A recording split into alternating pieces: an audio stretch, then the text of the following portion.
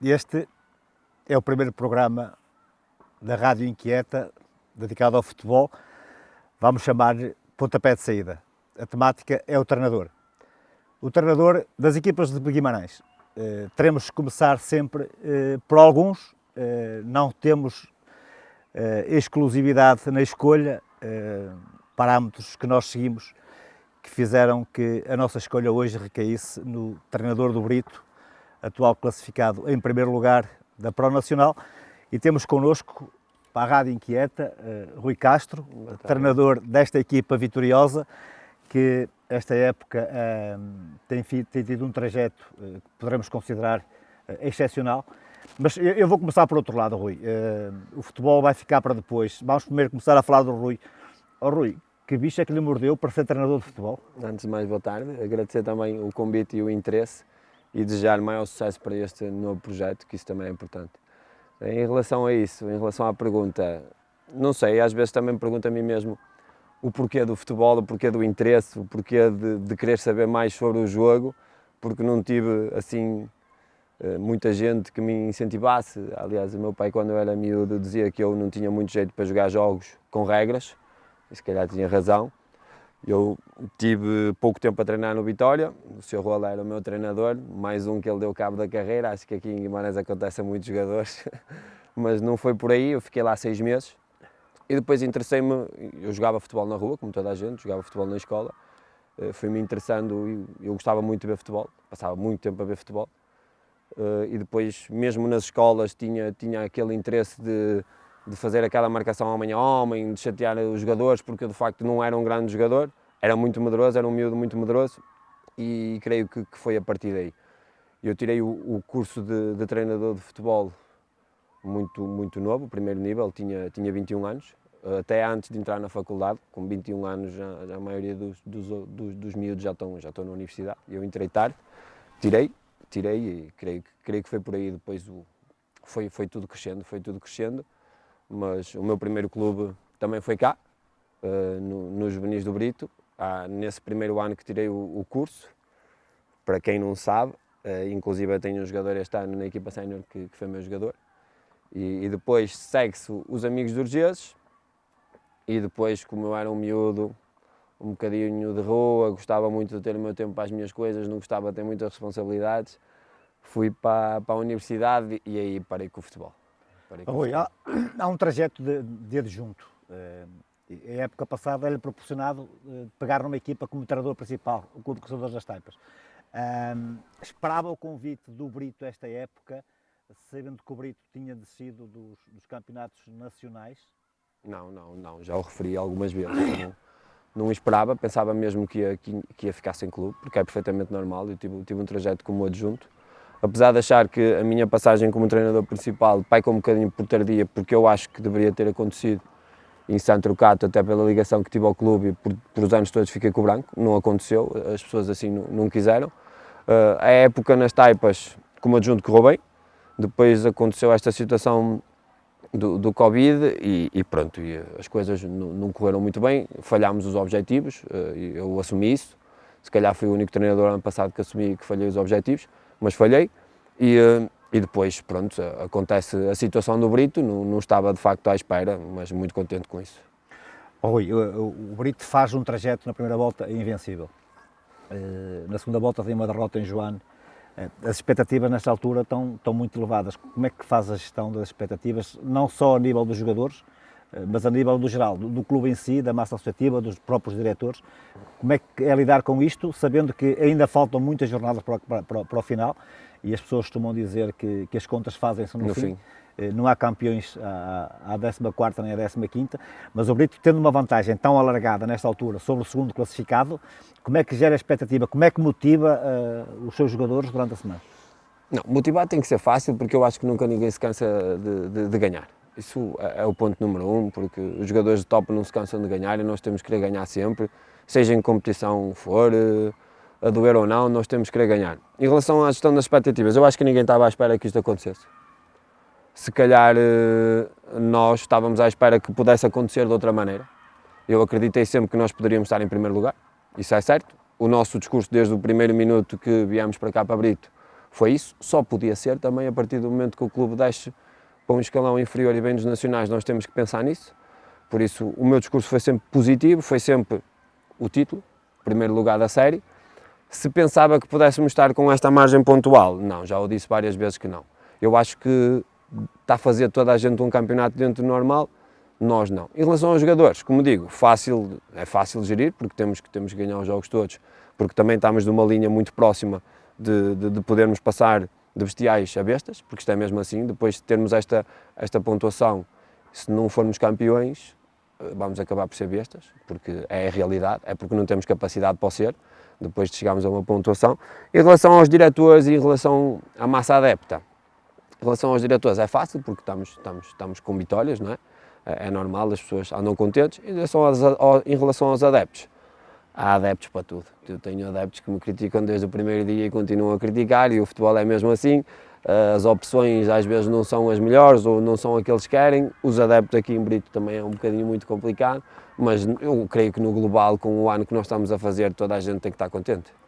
Estamos a pensar no campeonato, na classificação, mas tem uma outra competição paralela que é a Taça Associação de Futebol de Braga, que essa não depende da regularidade, depende sim do que o sorteio ditar e da vossa competência. Como é que olhas para a Taça Associação de Futebol de Braga?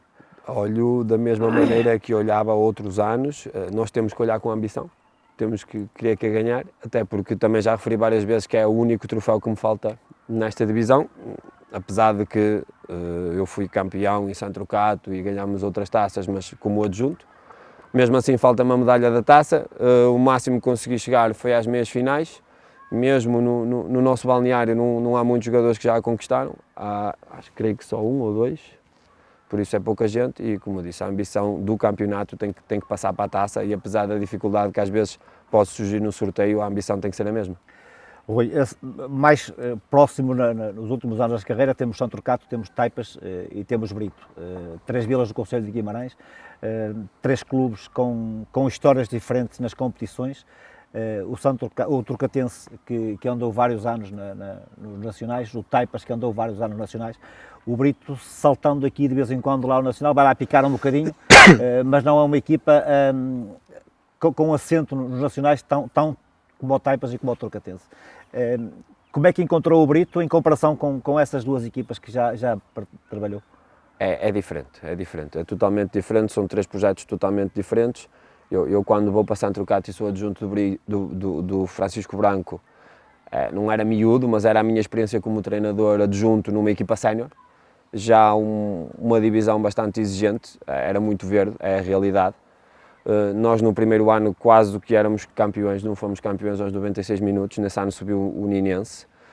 No ano a seguir existiu uma fase em que os quadros competitivos mudam, a terceira nacional acaba e existe a tal Pro Nacional e nós ficámos, creio que em quarto, porque desceram equipas como o Taipas, o Santo Eulada e creio que o Ronf também, na altura andou algum tempo nas divisões nacionais e depois no ano a seguir subimos de divisão. No ano a seguir subimos de divisão, ganhámos a Taça do Minho, ganhámos a Supertaça e no ano a seguir, no primeiro ano do Campeonato de Portugal, fizemos um fantástico segundo lugar na fase de descida, que ninguém estava à espera.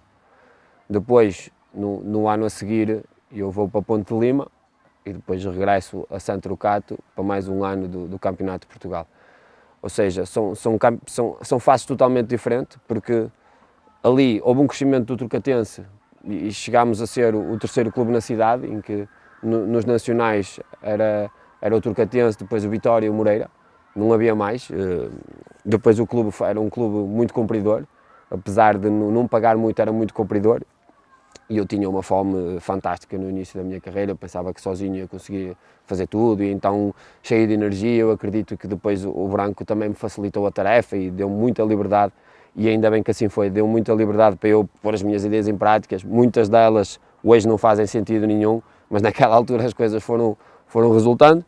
Depois volto e fico um ano sem treinar, que é quando volto para as Taipas, quer dizer, e depois totalmente diferente, as Taipas vêm de um campeonato de Portugal, e nesse ano é mais uma equipa desfeita, quer dizer, a equipa cai e a maioria dos jogadores vão embora. Nós tivemos alguma dificuldade em contratar jogadores, fizemos mais uma vez boas contratações, uma boa época. No ano a seguir, eu continuo a achar que nós começámos muito bem, fizemos uma pré-época fantástica para o jogo da Taça de Portugal com o FAF, e depois as coisas com o Covid começaram-se a piorar, e depois outro tipo de situações que também não interessam, e aqui diferente, porque também um clube que cai na situação do Taipas, porque a situação do Taipas quando subiu foi em segundo, caiu no ano a seguir, o Brito exatamente igual, subiu em segundo, cai no ano a seguir, mas aqui conseguiu-se manter muito mais jogadores, e isso é muito mais importante para dar continuidade ao trabalho. O que se respira aqui em Brito é a necessidade de subir rapidamente aos nacionais? Sim. Não deixar um espaço muito grande de anos nesta competição? Sim, eu creio que já se respira a subida de divisão em Brito já há alguns anos. A realidade é que ela aconteceu, pronto, já há 2 anos com a situação, ficou em segundo lugar, mas provavelmente ia ficar na mesma se a competição acabasse, mais que merecida, andou sempre em segundo. Subiram e as coisas não correram bem no Campeonato de Portugal. Pronto, a equipa acabou por descer. Sim, eu acho que sim, acho que se respira isso, mas eu também acho que é preciso arranjar alicerces para depois as coisas não se voltarem a suceder como sucedeu. Não é que eu saiba tudo o que se passou, porque pode-se ter passado só maus resultados, e isso acontece, alguma equipa vai ter que descer. Foi o Brito, agora eu creio que mais do que respirar é preciso perceber o que é que correu mal para no futuro correr bem. Rui, eu diria que será fácil ser treinador do Brito nesta altura, com este ciclo vitorioso, mas para que isso acontecesse tem que haver também grande mérito do treinador. A primeira derrota acontece em Joane, depois de um ciclo muito vitorioso. Pode-nos confidenciar o que é que disse aos jogadores no balneário no fim do jogo? Não, a primeira derrota acontece em Joane numa fase difícil porque até é importante falar nela, porque eu também fui um bocado criticado nessa semana pela abordagem que tive ao jogo, porque foi uma abordagem diferente daquilo que nós temos tido nos outros jogos, e foi, porque os jogadores vieram ter comigo a 4 jornadas do fim e propuseram-me que se ganhassem as 4 jornadas, se eu dava uma semana de férias entre o Natal e a passagem de ano. Obviamente que eu aceitei, e disse que se ganhássemos os jogos, eu dava uma semana de férias, que se empatássemos um ou perdêssemos algum, eu dava uma semana de pré-época. Em ética de brincadeira ali foi um bocado por aí. O que é que acontece? Quando acaba, na última jornada, nós nessa semana, jantar de Natal, só fizemos um treino. Na semana a seguir, semana de férias, e depois temos uma semana para preparar o Joane.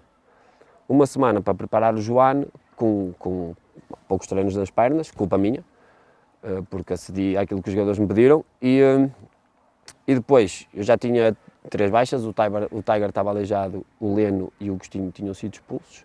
Nessa semana fico sem o Barbosa, porque ele fica com Covid. Então, na minha lógica, foi terreno pesado, chuva, e eles mais adaptados ao terreno, vamos mudar aqui uma nuance, tentar irritar o adversário, com aquilo que não é a nossa ideia de facto, tentar irritar o adversário, porque eu também não tenho 4 peças que são fundamentais e que precisava delas ou lá dentro ou pelo menos no banco para depois poder alterar, e foi assim. Foi essa a minha leitura. O jogo não correu muito mal, foi um jogo muito equilibrado. Não foi o respeito, como disseram, que eu tive, o respeito demasiado pelo Joane, respeito demasiado o Joane de facto, mas não foi naquele jogo. Foi sim porque não tinha opções, a abordagem foi diferente por causa disso, até pelo físico, porque eu acho que podíamos ter dificuldade, até porque não estávamos adaptados ao relvado e eles estavam, e depois a derrota acaba por acontecer, mas já estávamos à espera dela.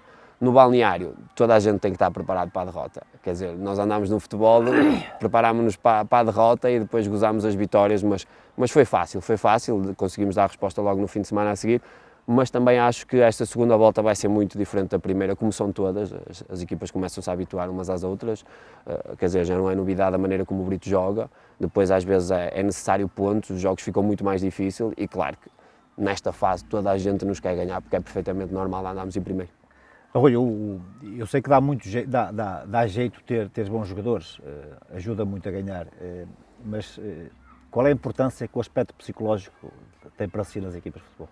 É muito importante, principalmente neste nível, porque eu acho que a maioria dos jogos, em determinada fase, vai sempre para o contexto mental. Nós, por vezes, temos um jogo controlado e muito grito da bancada, às vezes saímos do jogo com a ideia que não jogámos melhor ou que não fomos melhores, porque eu acho mesmo que nesta divisão o jogo vai mesmo muito para o contexto mental. Isso é muito importante. mas de facto ter bons jogadores também ajuda, isto também é o mais importante. Nós este ano, no início do ano, falámos disso, contratámos para isso, muitos jogadores já os conhecia, outros foram observados por nós, e a realidade é que as coisas têm corrido bem, mas o aspecto fundamental é sem dúvida o psicológico, acho que é muito importante, e também ter um grupo forte. A pergunta anterior vai no seguimento disto mesmo. A equipa do Brito vai em primeiro lugar, como eu disse antes, já o frisámos, com uma derrota só no campeonato. A partir de agora vai ser, desculpa a expressão, um alvo a bater. Todos os adversários vão querer ganhar ao Brito e a equipa sente-se preparada ou tem treinado para estar preparada para essa adversidade acrescida? Não, temos treinado para isso desde o primeiro dia. Eu acho que já estava à espera um bocadinho disso, até porque lá está, é uma equipa que desceu do Campeonato de Portugal, é sempre diferente. E depois, a partir do momento em que começámos a ganhar 1, 2, 3, 4, 5, em que sofremos poucos golos, marcámos muitos, é perfeitamente normal que as equipas nos queiram ganhar. Se estamos preparados, vamos ter que estar. Se queremos ser campeões de série, vamos ter que estar preparados para isso, para tudo aquilo que nos pode acontecer e principalmente para equipas que vêm jogar para o ponto e que vão ser muito complicadas, isso já sabemos disso. Outra curiosidade que os amantes do futebol querem saber, ou gostam de saber, como é que é lidar com jogadores que chegam ao fim do dia cansados de um dia de trabalho, se calhar o chefe ou o patrão que lhe deu cabo do juízo e que chegam com uma moral completamente devastada. Lidar com um grupo, se calhar, eu não sei se o plantel terá 24, 25, todos eles diferentes e todos eles com perspectivas diferentes. Como é que é lidar com um grupo ao fim de um dia, depois do dia de trabalho? Não é difícil porque a minha liderança também não é muito chata e eu não sou de berrar muito, não sou de chatear muito, eu até costumo dizer que normalmente eu não obrigo ninguém a fazer, peço para fazer. E então eu creio que nesta divisão, quando as pessoas às vezes me dizem nós somos profissionais e se um dia fomos profissionais nós trabalhamos da mesma maneira, eu não sou profissional, eu trabalho como um amador, eu sou um treinador amador, chego aqui e identifico-me com esta divisão. Se me disserem, mas vais fazer as mesmas coisas se subires, não vou, há coisas aqui que eu faço porque acho que devo fazer para o funcionamento melhor do grupo. Por exemplo, nós os treinos, acabamos sempre os treinos conforme as jogadas, a jogar futebol, jogar o jogo. Porque, quer dizer, se alguém vem do trabalho com 8 dias de trabalho e o patrão sempre a chatear, 8 horas de trabalho e o patrão sempre a chatear, chega aqui e ainda há mais uma pessoa a meter muita informação, muito isto, a exigir, sinceramente eu acho que não vamos tirar muito proveito do grupo. Essa é a minha opinião, é a minha maneira de ver as coisas nesta divisão. Rui, no dia da convocatória tem que fazer opções. O Rui é treinador de dar justificações aos não convocados e no dia do jogo aos que não entram no 11 inicial, embora à partida no dia do jogo já sabem quem são os 11 que vão jogar, mas o Rui dá justificações aos jogadores, conversa com eles, dá-lhe alguma explicação sobre as suas opções? Depende do jogador, depende da altura, depende da maneira como reagem. Já tive situações que no dia de jogo não, mas depois falámos sobre isso. Já tive também situações em que os jogadores me vieram perguntar do porquê de estar fora e depois aí nós temos que ter as nossas discussões. Normalmente eu discurso e discuto com eles até eles perceberem que eu tenho razão, por isso pode levar muito tempo, mas sim, já nós temos que perceber também que há jogadores que nós temos que os tratar de maneira diferente. Eu costumo dizer que nós temos que nos habituar aos jogadores todos, não é eles a nós, é mais fácil de gerir isso, mas sim, já tive. Se dou justificações por norma, não, isso não. Mas aconteceu já de dar. Rui, já chegou a alguma altura, no dia da convocatória, depois de elaborar os elementos todos, ficar um ou dois que você fica com imensa pena? Já, e depois às vezes nesta situação, às vezes para entrar também houve situações que às vezes o jogo pede-nos uma coisa e nós não temos e por vezes também acontece de nós olharmos para o jogo e pensarmos, ok, eu vou alterar, mas será que eu vou alterar para melhor? Porque eu acho que nós também não temos que alterar só por alterar. Claro que todas as opções são válidas e nós temos os jogadores, ou confiamos neles ou não confiamos, mas alterar por alterar, às vezes a equipa está a jogar bem e nós vamos alterar para refrescar, ok, isso acontece, mas sim, já tive situações em que fiquei com pena e situações que pudesse jogavam 2 ou 13, mas não podem, só podem 11. E como é que é o Rui no banco? Sereno? Tem dias. Normalmente sim, sereno. Eu costumo dizer que a minha ambição não se mede pelo grito, sereno, tenho as minhas situações de jogo normal, gosto de ter diálogos com algumas pessoas, principalmente engraçadas, que eu gosto de estar a brincar, com alguns dá, com outros não dá, no que toca a árbitros, por exemplo, mas normalmente sereno, sim. Falou em árbitros, são sempre o parente pobre do futebol. Os árbitros nunca têm a razão, somos sempre nós que temos razão. E depois chegamos a casa e fazemos uma análise mais a frio e chegamos à conclusão que não temos tanta razão assim. Como é que está o nível de arbitragem na Associação de Futebol de Braga? Já apanhei árbitros bons, já apanhei árbitros menos bons. Eu acho que a nível técnico estão muito melhores. Eu acho que o problema da arbitragem ainda continua a ser a maneira como às vezes eles se exibem e se dirigem às pessoas. Acho que o problema é a comunicação. Eu acho que às vezes nesse aspecto falhamos um bocadinho. Se calhar nós também falhamos enquanto treinadores, os jogadores também lá dentro falham enquanto jogadores, mas nós temos todas responsabilidades. Eu acho que por vezes há árbitros que podiam falar de maneira diferente. Mas pronto, não critico, porque é como eu digo, no banco também se calhar já tive atitudes menos boas e por isso temos que levar com elas. Em relação à arbitragem, não tenho apanhado arbitragens muito más, é a realidade. Também já sei que do outro lado as pessoas queixam-se em todos os jogos quando nós ganhamos, e eu também já me queixei quando perdi, por isso faz um bocado de parte, é normal. As vitórias também escondem um bocadinho às vezes os erros dos árbitros, mas não acredito que seja de propósito, mas em relação a isso creio que pelo menos a níveis técnicos que está melhor. Acha que os árbitros deveriam ter mais consciência sobre aquilo que é o comportamento de um treinador no banco, que não é a mesma coisa que estar no café a ler o jornal? E às vezes os árbitros não têm essa percepção? Pode ser, eu acredito que alguns possam ter. Agora também acredito que nós temos que perceber que no calor do jogo há coisas que são aceitáveis. E nós vemos isso na televisão e vemos isso na Primeira Liga, não é? A comunicação dos treinadores às vezes com os árbitros não é propriamente a melhor e os árbitros aceitam. Porque se provavelmente não aceitassem, eu estar sempre a expulsar os treinadores da Primeira Liga e por isso, nós se olharmos para a Primeira Liga como exemplo, o que nós deveríamos fazer na Distrital era exatamente isso. Era exatamente isso. Se é bonito, não, mas não é bonito aqui nem lá. Agora, eu acho que eles podiam controlar um bocadinho isso, acho que é a minha visão de ver as coisas. Vamos para dentro do campo novamente, está em voga o 3-5-2 e o 3-4-3, os três centrais, toda a gente fala nos três centrais, e quem não joga com três centrais hoje em dia não é um treinador moderno. Como é que o Rui lê taticamente a sua equipa, o jogo da sua equipa, e depois a importância que tem a tática e a importância que tem a estratégia do jogo? Em relação aos três centrais, tentámos introduzir o ano passado nas taipas, numa primeira fase correu muito mal. Numa segunda fase correu Eram melhor. muitos, não era? Não, se calhar alguns jogadores que não estavam identificados, se calhar também a maneira e a fase com que nós estávamos a passar, com muitos problemas cá fora por causa da situação de Covid, muita gente a perder o trabalho, muita gente com problemas familiares, aconteceu de tudo. A mensagem pode não ter passado da melhor forma, eu acredito que hoje se calhar deveria ter passado outro tipo de mensagem. Da segunda vez quando a passámos ela funcionou, e então introduzimos lá e creio que acabámos a jogar assim. Aqui, quando contratamos, já foi para isso, já foi para termos esse modelo, o 3-5-2, o 3-4-3, já foi com essa ideia. No início, a maioria dos jogadores também estranharam, muitos até nunca tinham jogado, depois as coisas começaram a funcionar e depois das coisas começaram a funcionar, os jogadores começam a acreditar, começam a ter crenças positivas sobre a nossa ideia e depois é tudo muito mais fácil de trabalhar. Rui, estamos a chegar ao fim, isto o tempo passa.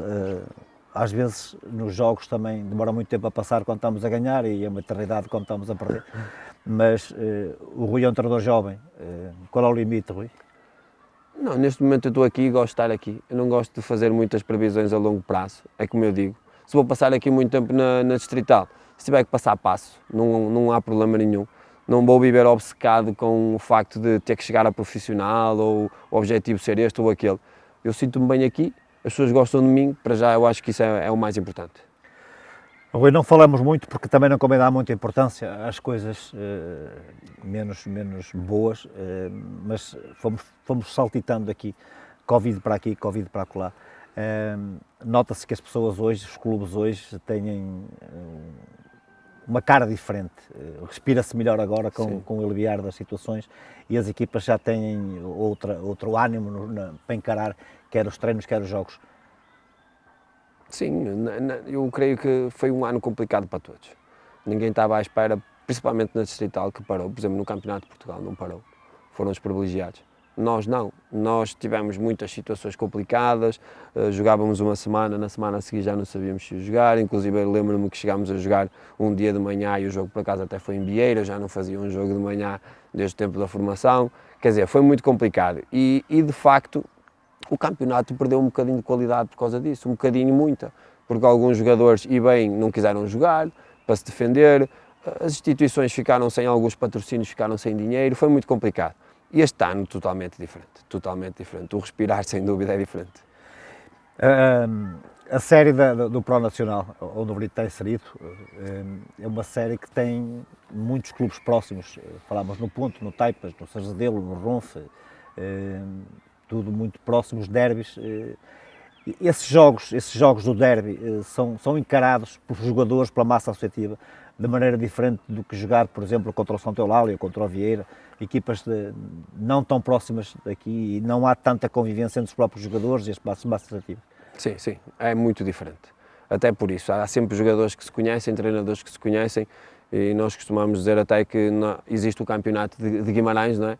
E os derbys são totalmente diferentes, totalmente diferentes. Há uma rivalidade, por exemplo, nós aqui, quer dizer, com o Ronfe, terras vizinhas, não é? Muitas histórias para contar de toda a gente de lado, toda a gente de cá, a rivalidade é totalmente diferente e aí também entra aquele contexto que nós falámos anteriormente, que é o contexto mental, que é totalmente diferente. A maneira como abordamos um derby é diferente e principalmente em equipas que estão mais abaixo da tabela, nota-se isso. É muito diferente a maneira de abordar um derby, de se jogar um derby, até na bancada, até na bancada. E por isso o Campeonato do Brito ainda faltam 8 jornadas, suponho, tem 8 pontos de vantagem. Sim, 8 que são 9.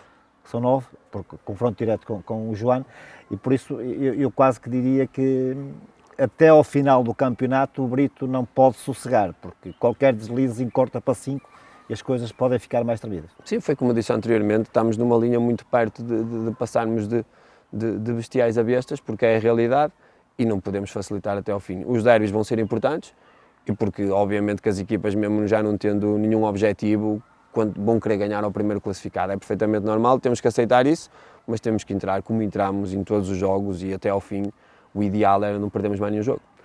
Rui, falar de futebol nunca é tempo a mais, mas nós não temos mais tempo, quero-lhe agradecer a disponibilidade que teve para com a Rádio Inquieta neste pontapé de saída, esperemos voltar cá para outras conversas que são sempre interessantes no futebol.